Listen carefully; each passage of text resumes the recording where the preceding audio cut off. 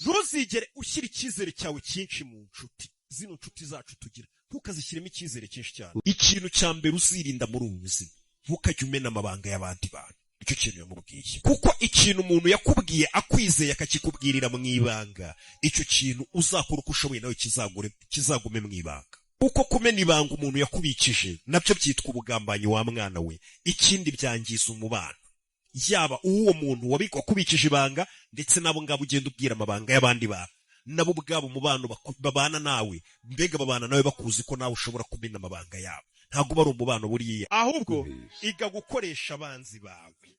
Nta muntu uba ku isi utagira abanzi, nta n'umwe. Kandi buriya abagore nta muntu barusha gukunda, nkuko nta muntu urusha abagore icyerekeranye n'urwango. Ni amagambo avuzwe n'umugore. Iyo bigeze ku kintu kijyanye no gukunda, abagore barakunda cyane, ariko ngo niyo bigeze mu bintu bijyanye n'urwango, abagore nibo bantu ba mbere bagira urwango rwinshi. Iyo umaze imwanya muri na rubwa mbere we n'umukobwa umutereta igihe kinini, ahita kubona nk'umusazi cyangwa kubona nka bya bigoryi by'ibigoryi byirwa bimwiruka inyuma, bimutereta buri joro, bimusekera, bimwinginga ngo bazasohokane.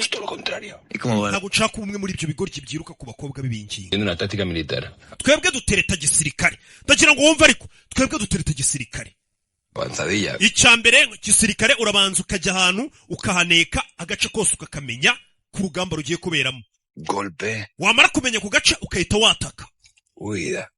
Namara kwataka ukarasa haduyi, wamara kurasa haduyi ukahita usubira inyuma. Wumvishe uburyo abasirikare ariko ngo bateretamo. Ubwo nyine ni ukugenda ugahura n'umukobwa ukamuneka ukamenya uwo ari we, ubundi ukahita umwinjirira ukahita wataka ukavansa, wamara kwavansa ukahita urasa umwanzi. Ubwo ni ugutura hasi, wamara gutura hasi igikurikira ni retreat ukahita usubira inyuma. Gisirikare nta gutinda muri zone y'umwanzi.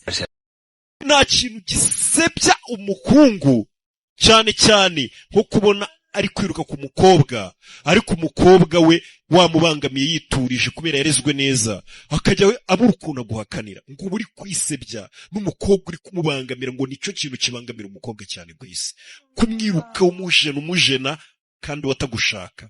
Cyubajije ikibazo akagusubiza ukabona we ntabwo ari gushaka kukubaza, menya kandi atari interese kumenya ibyawe n'ubuzima bwawe. Urebe ukuntu wigendera, utabura byose, ugire kubura umukobwa, ubure n'icyubahiro cyawe. Uya ahubwo wagumana icyubahiro cyawe, uhita umusezera gake gake ukikomereza, kuko wabibonye ko ashobora kuba atari interese yo kumenya ibyawe. Wikomereza ugende. Nta ubundi abasore hano hanze basigaye babura ibintu bibiri icyarimwe. Ubuze umukobwa wari uri gutereta cyangwa se washaka gutereta, uhatakarije n'icyubahiro cyawe. Ariko hari ukuntu ubibona ko wenda ashobora kuba atakwiyumvishemo byawo kanya, ariko basi n'ahandi muzahora cyane ikindi gihe akavuga turiya muntu ariyubaha nyine akakubona ko uri umuntu w'umugabo, mwana we urakabyubaha.